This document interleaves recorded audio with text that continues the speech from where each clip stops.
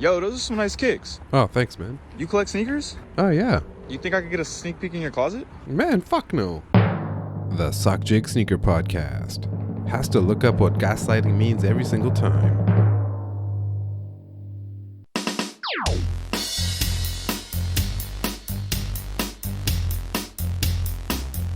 Welcome to episode 58 of the Sockjig Sneaker Podcast. I'm your host, Sockjig. You can follow me on Twitter at Sockjig and on Instagram as well. For this episode, I'll be talking about the Born and Raised Dunk SB release, and also talk about Kith Toronto opening and how I was invited there and why I was invited there.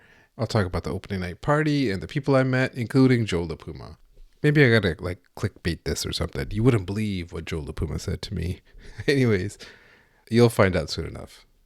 But first, we'll talk about what I've picked up, what I've missed on, some upcoming releases, and what's on feet. On feet lately, I've been wearing the linen Air Force Ones, and I'll tell the story about those a little bit later.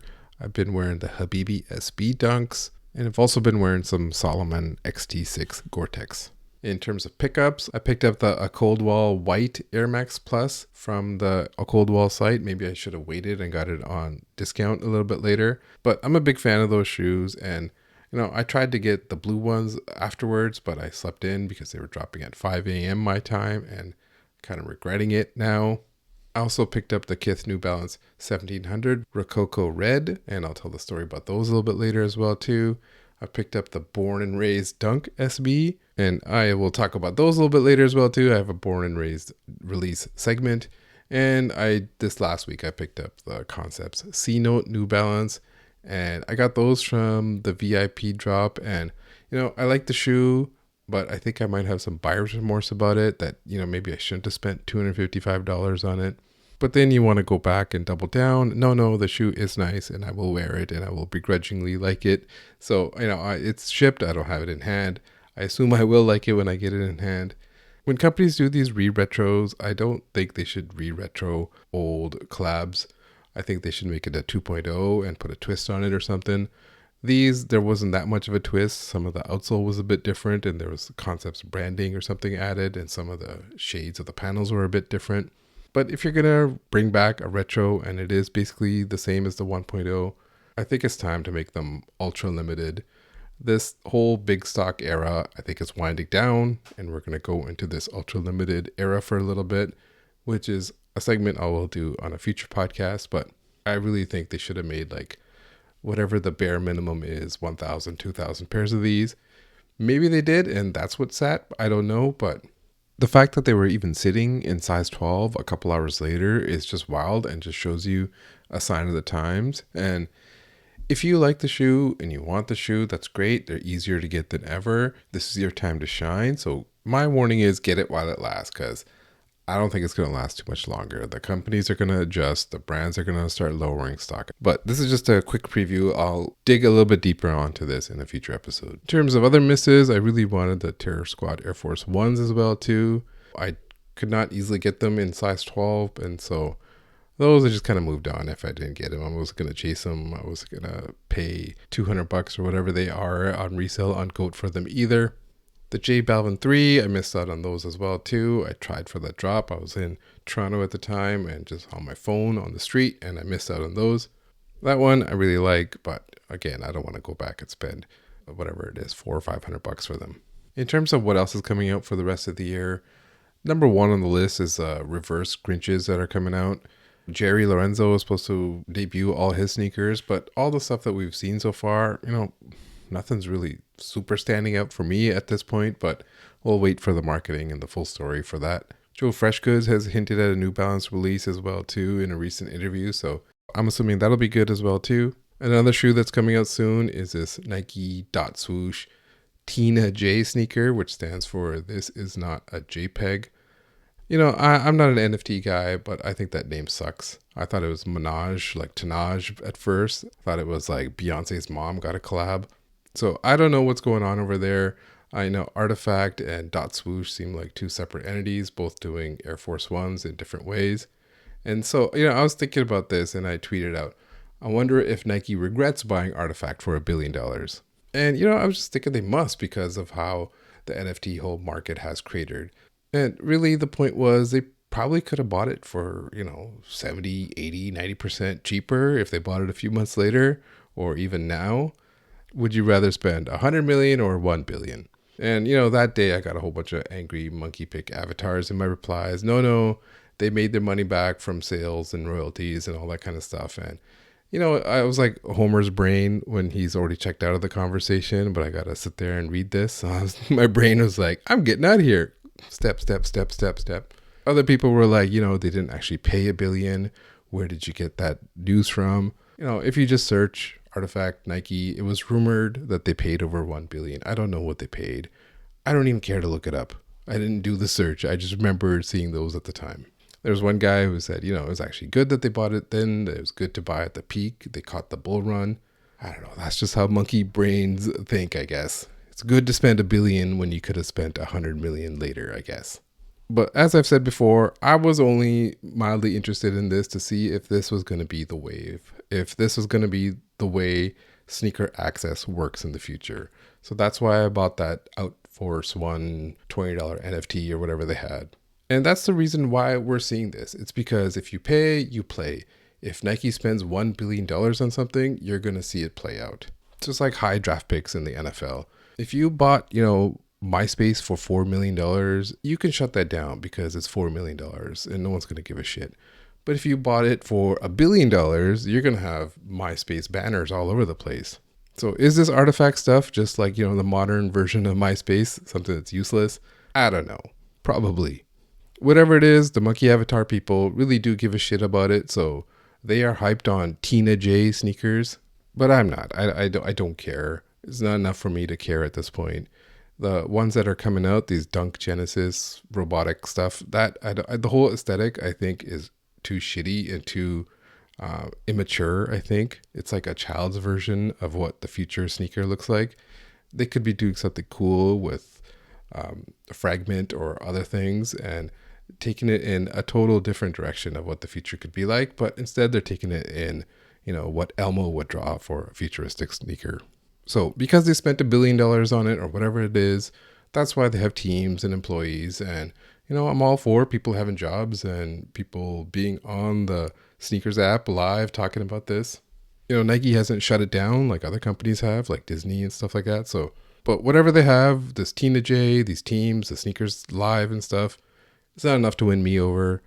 I love sneakers. I got a podcast about it. I'm a tech nerd. I could write you Java code right now. But I'm not spending 700 Ethereum on some Murakami Air Force One. The only Murakami I recognize is Haruki Murakami. And so, as I said, I was only paying attention to it if it meant this is the way sneaker access was going to go. I don't think it's happening. If it does, it's in this kind of child's version of the future that I don't really give a shit about. So, monkey avatars, have at it.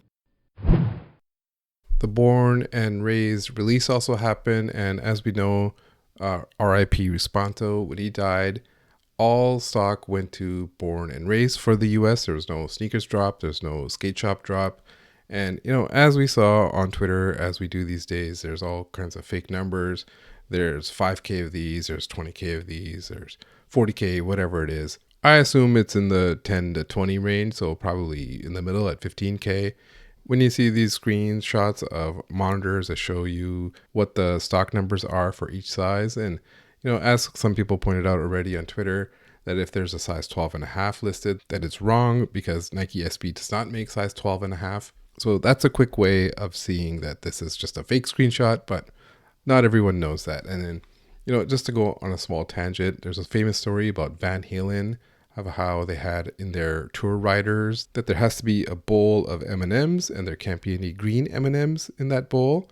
And, people took that as a story that these guys are very eccentric, that someone's got to go out there and pick out all the green M&Ms. And look at these rock stars asking for all kinds of bullshit. But really, the point of that was that they had a specific rider and it had specific instructions in that rider as well for the setup of the stage, the lighting, the fireworks or whatever. And those had safety requirements in there and those all had to be followed. And so they knew that if they came to a venue and they went to the back and if they saw that there was a bowl of M&Ms and if they saw that there was green M&Ms in there, that meant that that venue had not read that rider properly.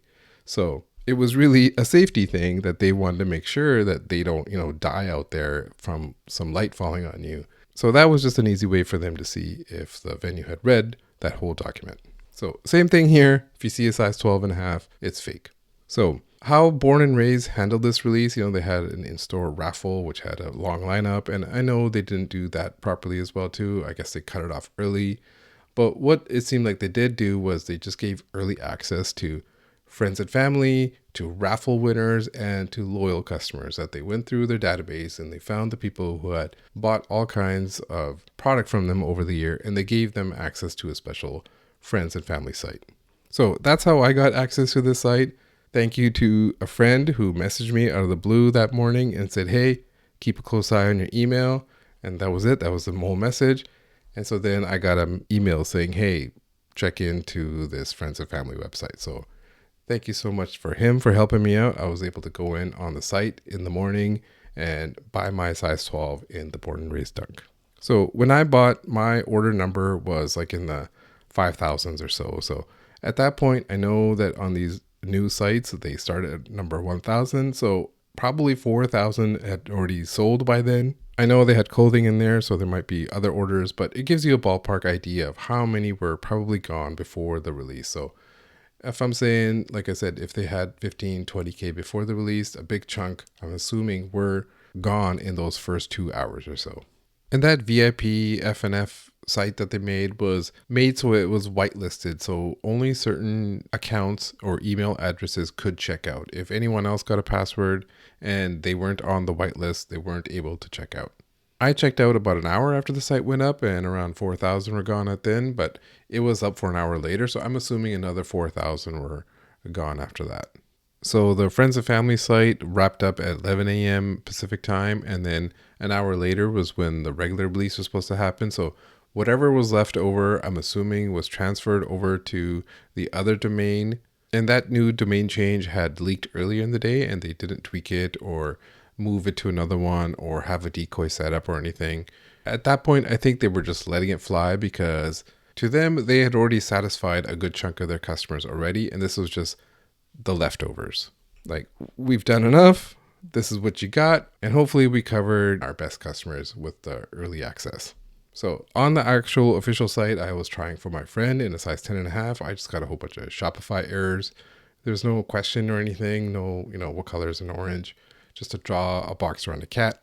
I got like a 6-minute queue, which I knew right away that's, too long. I'm not going to get it.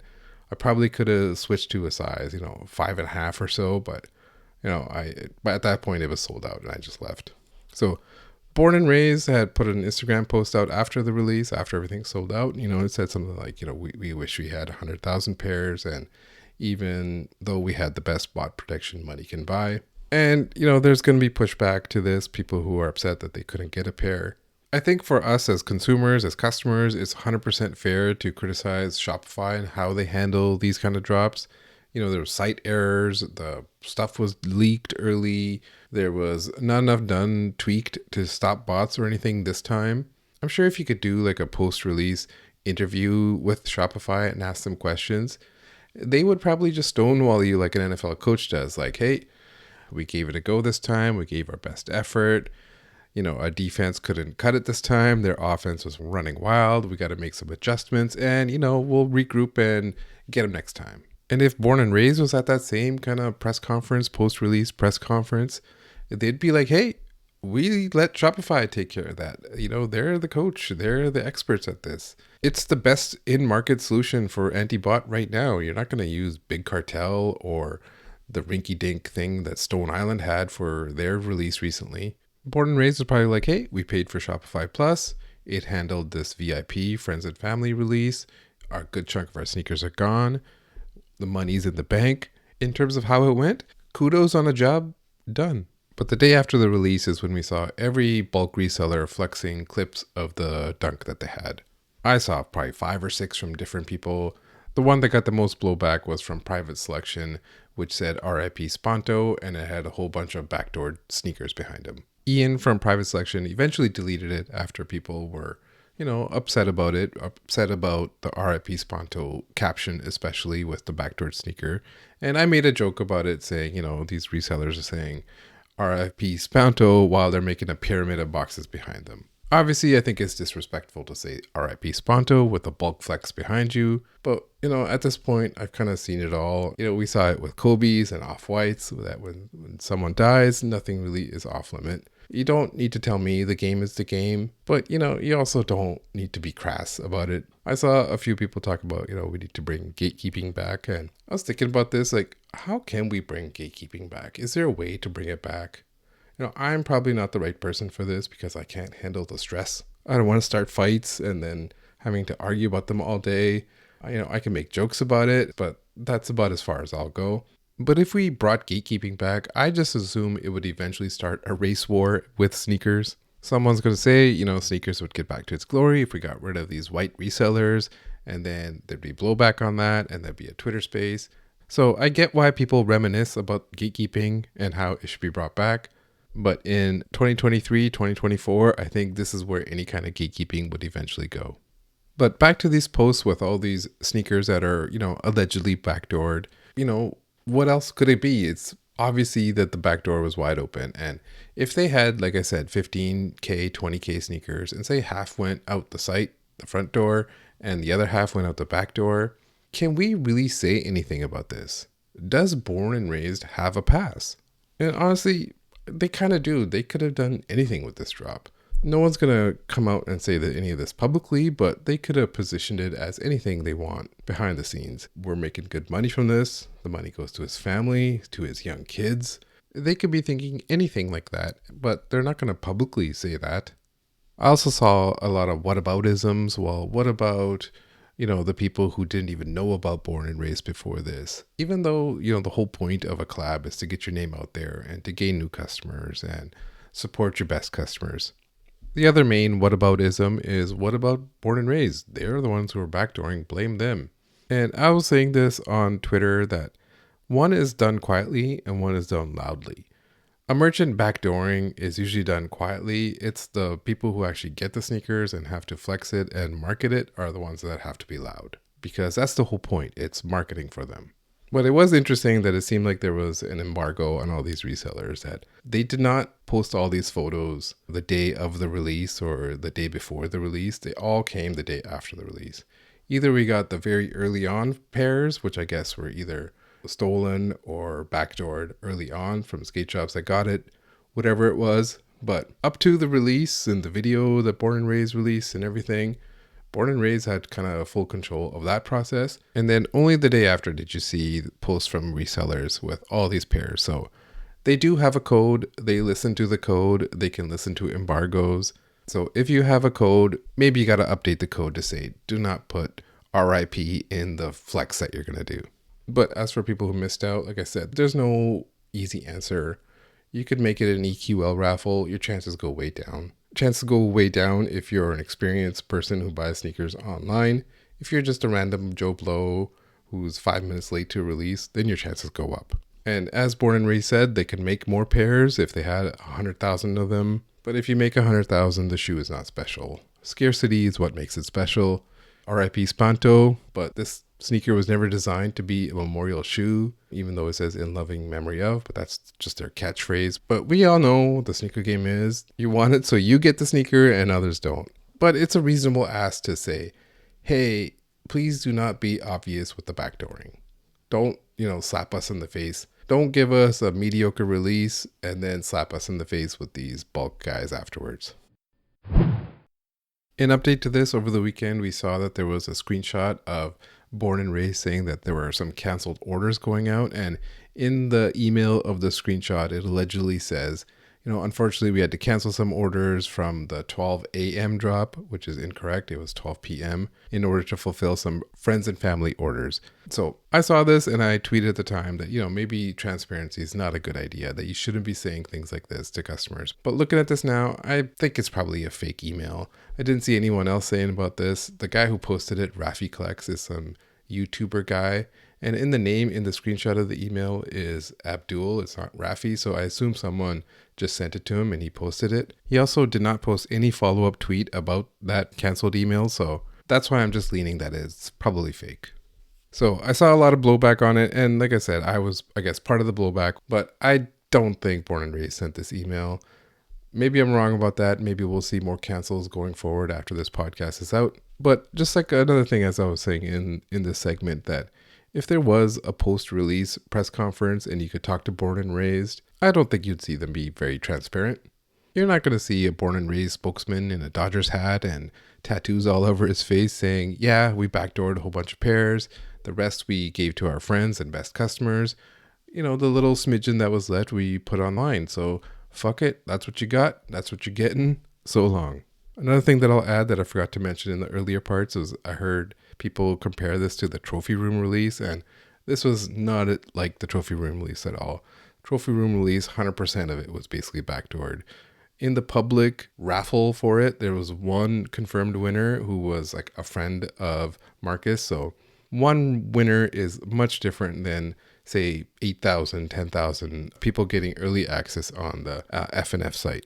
So overall, of course, it wasn't the best drop, but in my mind, they have a pass, and I understand.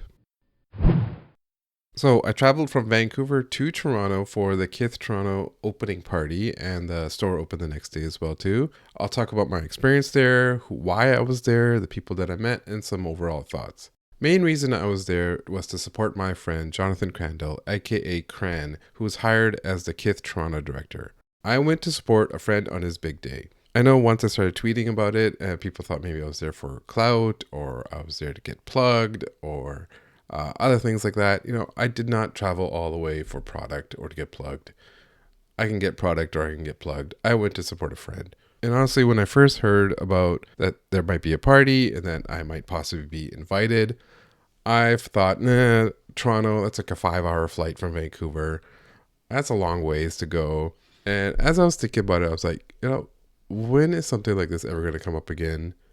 I'm getting older. How many good years do I really got left? It really did, you know, go down that lane of thinking about experiences over things and products. And so honestly, once you go down that lane, your mind is already made up. So I was like, well, come on, Cinderella, we got to get you ready for the ball. So I had known about Kith opening a store in Toronto for a while, but really it had been leaked almost this time last year. I remember AM Notify had posted about it in like September 2022. And then obviously in these last few months, it had become obvious that there was a store opening as they were hiring and, you know, finishing up the store. So when I heard that my friend was up for the job and got the job, man, I was hyped. It was just like, you know, when your friend's success feels like your success and it feels like you're all leveling up, that's what it felt like to me. So, you know, you're giving support, you're sharing your own thoughts and experiences from your own job that might be beneficial to your friend who's applying for and got the big job. So I know I'm probably not capturing how happy I was, but I was happy. I was just ecstatic. I was happy for my buddy Cran. I was happy to see good things happening to good people. So obviously I was going to keep the secret. Honestly, I even put a moratorium on Kith jokes. I just did not want to put bad vibes out there while my friend was going for this big time position. And if you know me, you know I love a good joke about Ronnie reminiscing about sitting on the stoop in the 90s. You know, growing up in New York City in the 90s, I always wanted to own an NFT. Like, that is just a good joke. And as I'll talk about later, a good joke is a good joke. And sometimes I do things just in the service of a joke and not because I'm a troll or a hater. But, you know, I didn't want to be the source of any leaks. I wasn't going to talk about it. I didn't want to put bad vibes out there. I didn't want anything to come out where it came out from me on a tweet or something and it ended up jeopardizing my friend's chances for a big job. And honestly, I was probably overthinking it. Like, I don't think that would actually happen, but I was just being careful. And the way Kith does this with these international spots is they have a director in places for Japan, and I think they had one in Paris at one time too, but maybe not now. And the point is that you get someone who's local to the community, who's part of the community, to be the director, the ambassador, the face, everything. And if you know Japan and you know Japanese culture, you know that this is especially important there because of how nationalism works there, how they view their culture as being the culture and not wanting to be influenced by others. So if you want a foothold in places like Japan, you have to have a Japanese presence with Japanese people. If a foreign company came in and they put some white guy in there, it probably wouldn't work. And in Japan, they got a guy named Junya who does that. And, in other cities like Aspen or Miami or Hawaii or whatever, you don't need that position because Ronnie is that position. He's the face of the company there. But anyways, back to the party itself. I'm not sure about others, but I wasn't confirmed for the party till a couple weeks out. I didn't really talk about it with people that I'll be there, and I was kind of waiting for Ronnie to post about it because that's kind of, I guess, the format that he follows. Ronnie is the first person to post about it, and I guess he posted about the New Balance 1700 sneakers on the Monday, the week that the store is opening. And then it wasn't until the next day where the Kith accounts and the videos and the blog posts and stuff came after that. So I didn't really talk about it with friends that I know in the city that'll be there because, like I said, I didn't want to be the source of any leaks and probably overthinking it, but I figured I'm going there to meet friends. I'm only there for a couple days. I'm sure the time will get filled in when I'm there. So once I was confirmed, the first thing I was thinking about was, oh shit, what am I going to wear? What sneakers should I wear? And if you're asking someone who works from home, who works in tech to put together a fit, you're asking a lot. We just wear shorts during spring, summer, and track pants in fall, winter, and t-shirts all year round. So I looked in my closet for Kith clothing that I have. Really, the only top that I have is the half zip that Christopher Moltisanti wore in that one editorial from 2018, 2017, whenever that was. But I was pretty sure I was going to wear a black fit. When being a big guy, black fit is very slimming. I wear a lot of June J crew necks, and so then I was checking the weather. It's going to be too hot to wear a crew neck, so I even brought like a backup fit just in case it was too hot that week. So in terms of sneakers, when you're wearing a black fit, you can either just wear black sneakers that kind of go with it, or you can wear something loud and obnoxious. So I was looking at my CDG Air Force One Supreme ones with the split check, CDG Foamposite, or even Phantom Travis, the Rick Owens sneaks. That's the direction I was going, but really I decided I was only going to take one pair of sneakers, so the sneakers had to be comfortable, and then ultimately settled on the Kith linen Air Force Ones, which give a black outfit enough of a pop and are also comfortable enough to wear the few days that I'm going to be there. So in terms of travel, I had to get there on a Wednesday, the night before the party, because being from the West Coast, you're going to lose 3 hours of time. If I had left on Thursday, I would have had to leave here at like 6 a.m. flight, and I wasn't going to wake up at like 3 a.m. to, get to the airport just to get there in time for the party and just collapse at the party. So I just took it easy. I went there on the Wednesday, got there Wednesday night. A quick aside, I saw the Spider-Man Into the Spider-Verse movies, both of them on the plane. Those are some great movies. I got to watch it again, but in the second movie, there's a character called Hobie, and he's like this British punk rocker Spider-Man, and in his outfits, he's wearing blue laces. And I don't know if this is a sneaker moment that was talked about. I missed it because I was kind of avoiding spoilers, but in some circles, it's considered that if you wear blue laces, that means that you have either killed a cop or maybe you're anti-police brutality. There's a Nipsey Hussle song called Blue Laces that talks about it, so check that song out if you don't know what I'm talking about. I'm not sure if that was intentional, but just how well done that whole movie was, I assume it was intentional. But anyways, back to Toronto. I was staying at an Airbnb in the area where the store is, and that store is in an area called Yorkville, which is a very expensive luxury stores and expensive restaurants area. So when I got there, I went for a walk and I posted a photo on Instagram and on Twitter of the store, and I said I'm outside. And it was kind of funny because people were wondering if I'm trolling, if I'm there to line up the night before, am I there for the party? It worked on multiple levels because I could just say I'm outside and kind of not talk about why I'm there. So the next day, Thursday, the day of the party, during the day, really I just walked around. That's how I like exploring cities that I'm new to. I just walked around that area. It's rich, that area. There's houses kind of behind the street where the Kith store is, and those houses are probably worth 2-3 million. Some I saw got to be like 4 or 5 million. And just the people that I saw were really nice looking, beautiful people, all dressed nice. So I did what I usually do on travel. I go to these luxury stores and try on things and just waste their time. How much is this compared to, say, a train, which I can also afford? So I did that during the day, and I wanted to go back to my Airbnb and just kind of, relax a bit and get ready for the party. And I got my full Toronto experience here where there was a lineup for the elevator. So apparently there's a thing in Toronto where a lot of the condo towers weren't built properly with enough elevators, and there can be lines of up to 20 minutes for an elevator. I guess that's what happened here. Either some sort of smoke alarm or something went off and the elevators automatically turned off, so they were doing it manually. And at the same time, someone on one of the floors was having a baby, so they stopped everything to go get her. I got the full Toronto experience of a lineup for an elevator. So you got to make the most of the time that you're given. So then I just got ready for the party, and I was just sitting there killing time, posting memes and stuff on Twitter.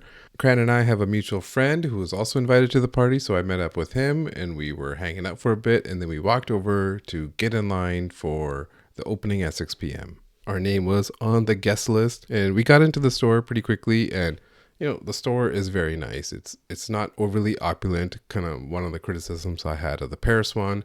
And even now, thinking back on that, it kind of fit that area of Paris. And that's what this one does as well, too. It really fits this area of Toronto really well.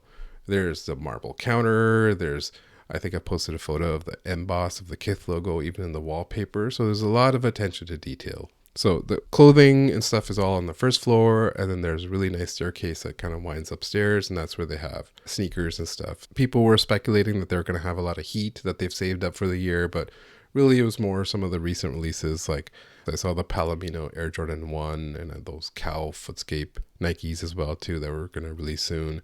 I didn't see like J Balvin's and things like that. They of course had the New Balance for the store opening sneakers.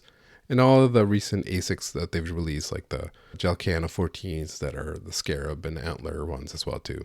I don't think they were selling anything at the opening night party. I didn't really ask, but I also didn't see people walking around with bags or people getting sizes or anything. So I just assumed that it was just a party and not for shopping that day. I think when the store opened the next day, that's what the resellers are going after, because those are the ones that were quick flips. Also upstairs, there's like a bookshelf area next to the counter, and there's also a Sadel's and a Kith Treats right side by side as well too.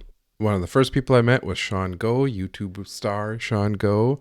I introduced myself to him, and I met his wife, and he's pretty tall in person, and he is one of the few guys in the East Coast sneaker scene that I do know. It's just Cran and Sean Go. One thing I realized, I'm out of practice with my handshakes.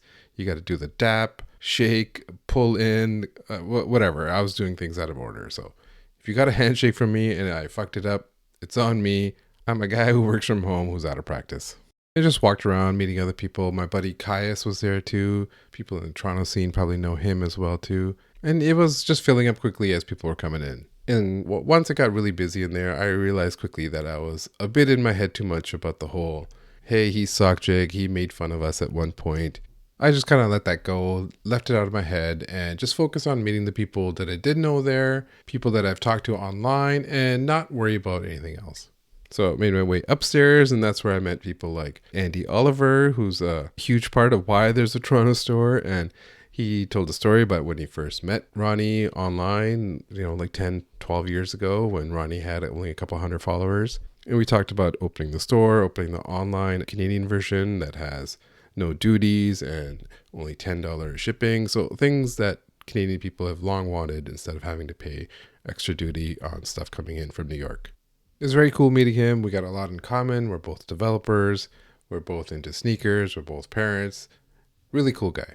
I also met Alex Wong, aka Steven LeBron, who writes about basketball and the Toronto Raptors. And he had saw my Instagram post from the day before and messaged me and said, hey, are you going to be there at this party? Because he wanted to meet me. And, he said it's not really his scene. He just wants to meet real people that he doesn't know there.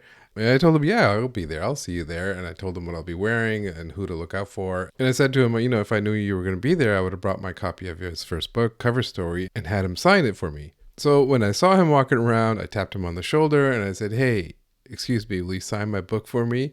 And, so then he figured out who I was. And so it was really cool talking with him for a while. And that's when he gave me a copy of his new book called Prehistoric. It's about how Toronto Raptors came to be in Toronto, and he signed it for me, and he's really cool, really nice to meet him.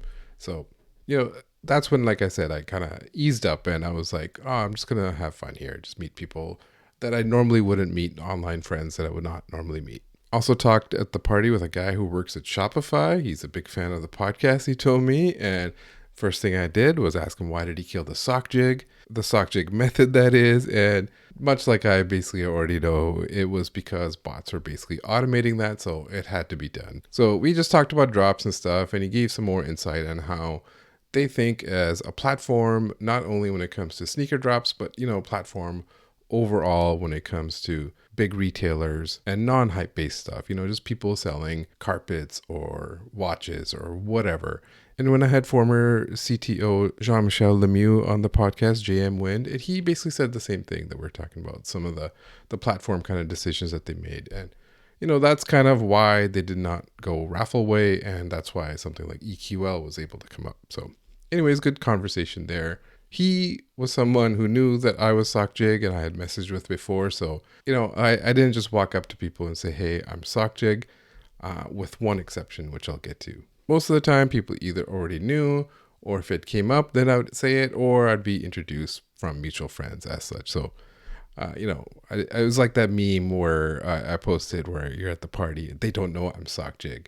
Anyways, I saw a whole bunch of other people there. I did see a bunch of the East Coast sneaker people. I didn't know them, so I didn't introduce myself to them. I don't think they follow me, so maybe they hadn't heard of me. They live in an Instagram world, and I'm mostly from Twitter, and those worlds don't always collide. I did see celebrity sighting Jose Batista. It was really cool seeing Joey Bats from the Toronto Blue Jays. I saw Joe LaPuma. He was wearing leather pants. He must have been hot in those pants, and he was wearing the black blue Cortez sneakers. And so he was one person where I was like, okay, I gotta go talk to Joe LaPuma at least. He was around his crew and all those people. And most of the people who worked at Kith or were in that Kith crew were wearing the red 1700 sneakers. So it was easy to tell who was in that crew. I saw Ronnie then walk around a bit, and he was surrounded by people and the cameraman and stuff like that. He was wearing those cow print footscapes, the giraffe print ones, the ones that look like a giraffe's pussy. So he was wearing those. And, he was surrounded. At one point, I did see one of the East Coast sneaker people come up to him and ask him to sign his hat and stuff. So, I didn't approach him. I didn't say, hey, I have a sneaker podcast. My name is Sockjig. Would he be like, oh, that's cool? No one wants it where, I haven't heard of you. Who the hell are you? Oh, you got a podcast? Great. Who doesn't have a podcast? And like I said, at this point, I wasn't worried about, maybe he's thinking about that one time I made a joke about Kith or whoever, or maybe he does not like the jokes I make about the stoop, sitting on the stoop in the 90s. But if he did, then he'd be like, who invited this guy? But honestly, I'm sure he would have been very nice. In a party atmosphere, everyone is nice. So maybe I should have just barged in and said something, but it's all right. I wasn't there to kind of get my podcast over. I don't regret it. I'm sure I'll meet Ronnie one day, and I'm sure he'll be on the podcast one day. And around this point, someone started singing, and I had no clue who it was. And I saw Ronnie at that point had gone behind the counter and was listening and enjoying. And someone said it was Majid Jordan, and I was like, oh, yeah, I've heard of that guy. So I'm there Googling it as these guys singing. And it turns out it's actually two guys. And yeah, but it was good. It's nice seeing a live song. Like Jerry Seinfeld says, I can't listen to a man sing a song. They get emotional, they sway. It's embarrassing. Anyways, I went downstairs, I talked with more people, and that's when I had a proper conversation with Cran and, told him I was proud of him and had photos taken with him and stuff like that. And, overall, I wasn't ducking photographers or anything. At one point, I was standing with a bunch of people and we were waiting for the official photographer guy to take our photo. But then someone came in and introduced himself to someone standing next to me, and then the photographer just walked away. So that's just how the party was. There was a lot of people walking around, a lot of people talking. I wasn't ducking anyone. But by this time, the party was kind of wrapping up, and I had heard that the Kith crew with the red sneakers on were all going out for some dinner somewhere. That's when I realized, hey, let me go do one more scan. Let me see if I can go find Joe LaPuma, because Ronnie might not know who I am, but I'm positive that Joe LaPuma does. So I'm going up the stairs, the winding stairs, and who do I see coming down the stairs by himself but none other than Joe LaPuma himself. So he is the only person I introduced myself. I said, hey, my name is Pinder. You might know me as Sockjig. He shook my hand and he said, oh, hey. And he said, our biggest critic. And I just said, hey, you guys are doing well enough to have a critic. And, we talked a bit. I basically said, I'm not a troll and I'm not a hater really, even if it might come across that way. But he was like, it's nice. It's good. He was like, it's good to see you out at these kind of things. And I said, hey, say hi to your guys for me. And he said, oh, I will. And that was it. 2-minute conversation, not even 2 minutes. No, I wasn't going to confront him or anything in a party atmosphere. But, there was enough of an edge there. So in my mind, there was a perfect social interaction. Maybe this can be the start of a truce or something. Maybe not. I don't know. I'll have to think about that. Let me know what you think. So that was basically the party. After that, I left pretty quickly, went out with friends to have dinner and went to a bar and stuff afterwards and basically called it a night. The next day, Friday morning, I was not going to line up for the store. People were apparently already lining up after the party was over. But, I didn't really need to line up. For the sneakers themselves, I was able to ask them to have them shipped for me. So that way I'm not carrying an extra box with me. So I secured the red 1700 New Balance sneakers. The red one is the more statement one. So that's the one I went for. Like a hype beast, I wanted the one that was more exclusive and more rare. But, it's red and it tells a better story about Canada and the store opening. So Friday morning, I just kind of slept in. I could see the lineup of the place from the Airbnb that I was staying at. I did walk by when it opened at 11 a.m. just to see, the store opening. And there's a huge lineup. They were giving out bracelets and numbers and stuff. And they were telling people, you can come back at this time. So I got a number, but I left. And so I went to see the rest of downtown Toronto. And the highlight for me was seeing 299 Queen Street West, which was the old Much Music headquarters. And anyone who grew up in Canada in the 90s knows of Much Music and Speaker's Corner, but now it's like a TV studio for Bell, and it's all papered up. Not what it was. And Friday during the day is when they had the J Balvin drop, and I was basically on the sidewalk trying for it at the noon time when it dropped. And, was looking at the phone on the sidewalk at noon, and it wasn't dropping. I tried for a few minutes and then I just kind of gave up. And then I just walked around and then, I got an alert 15 minutes later at 12:15 and I tried then, but that's when they had already sent the email out and I guess people had already checked out 5 minutes earlier. Whatever, just kind of shrugged and moved on. So I met up with my buddy and we had lunch and stuff out there, walked around, and then I was going to head back. I went back to my Airbnb and then I was going to, hey, let me go see the lineup again because I got a number. They said come back around 1 or 2 and it was about 2 o'clock then. So I decided, all right, I'm just going to line up. I'm not going to bug anyone for access or anything. I'm just going to line up. It's probably an hour and a half lineup at that point. And so I stood in line for almost 2 hours whole time, just had AirPod in, listening to podcasts and music and stuff. And it really was going really slow. And the first half was not bad because you're in the shade, but then the second half when you're in the sun, it was pretty brutal then. But at that point, you're kind of pot committed and you can't just leave. And, I flew in all the way. That's the only reason I really did line up. Otherwise, I don't do lineups. If I had just come in from Montreal or something, I would have just said, screw this.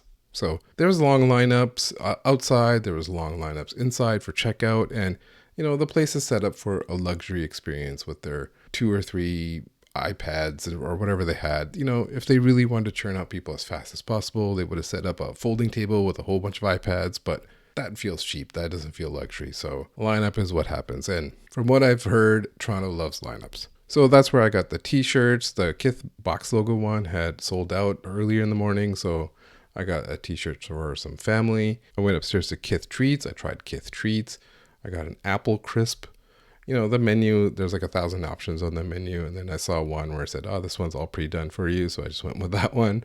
And it was really good. And, when I was there, I was like, there's one person I haven't met yet, Josh, who used to work at eBay Canada Sneakers. And then this guy walks by and I'm looking at him. He's looking at me and hey. And so it was Josh. So that was it. Like the circle was complete. I had met everyone that I was looking out to meet. And so talked with him for a while. He was really nice. And he's like the manager on the Sedell side, which is right beside the Kith Treats. And then Friday night, I had went out with dinner with my buddy Caius and some other ex-Soul Savvy members that I know, like Hess and Hirsch, and met up with them. It was cool seeing them. And, I'm cool with everyone who either worked at or works for Soul Savvy. I introduced myself to Lawrence as well, too. But, there's only one person there I have a problem with, and he wasn't there, so whatever. So that was the trip. The next day, Saturday morning, I flew home, and when I got home, I felt my throat was getting sore, and I did a COVID test, and sure enough, I got COVID. So I was sick for a few days, and that's why this podcast was delayed. While I was there and you're surrounded by Kith and you're seeing how they operate and how they build the stores and how the employees are, but also you see Ronnie and how his team members are. I personally do admire their modern approach to retail. They're expanding stores while others are closing. We saw Atmos closing recently and Hannon in Scotland. Nike a few years ago said that they want to focus on retailers that have kind of a presence, and they want to move away from undifferentiated retail, as they called it, because those kind of stores won't survive. That the mediocre store that are doing the bare minimum are not going to be highlighting your product like a premium nice store like, I guess, Livestock or Undefeated and Kith will. Ronnie obviously started in sneakers and expanded to retail and fashion and collections and stuff from there. And in the world of sneakers, he's kind of what every collaborator aspires to be, who has the pull to ask for specific models or projects and does things that others can't. Even Joe Freshgoods talked about it when I interviewed him. And so somewhere along the lines, he wanted to do more than sneakers. He wanted to have his own brand. He wanted to have his own stores. And he's doing that all now. It's come a long way in the last 10 years. And, overall, Kith, I think, does nice collections. I don't think I've ever seen a bad one. His approach seems to be like, here's what I like in clothes, here's my style. But it's also a lot of him talking about his history and what brought him to who he is as a person. And that's why you see the stuff with X-Men and Spider-Man and stuff like that. So the whole brand is kind of based around Ronnie's persona. And they're always going to be compared to ALD, whereas ALD, Teddy's kind of in the background. It seems to be he pushes the clothes up front and he wants to recede into the background. And Teddy does tell some personal stories with, the Greek stuff, but not as much, obviously, as Ronnie does. Teddy's approach to his brand and his style seems to be to push, the fashion that he thinks is going to be cool this season, like the Rico shirt, for example. It's probably not something that Teddy himself is walking around wearing. With Kith, it's the opposite. You could see Ronnie wearing every single piece that they produce. Obviously, I know not everyone likes Kith or their clothing or maybe even Ronnie. I've made jokes about it before, but honestly, my jokes are usually pretty tame. It's usually about sitting on the stoop and reminiscing, or my other favorite Ronnie joke is that when he's really angry, that's when he moves his hat backwards like Stallone in the Over the Top movie. But Ronnie himself is undeniable. He has the authenticity with the sneaker people forever for what he's done. He puts his head down, he builds, he releases. He's what other collaborators aspire to be, and so he's out there setting that blueprint all the time. But he has been changing these last few years, and it's probably related to him becoming a parent. He's got less time to do a lot of the stuff that he probably did before, and he's got to delegate it more, especially as he's expanding to more and more stores as well too.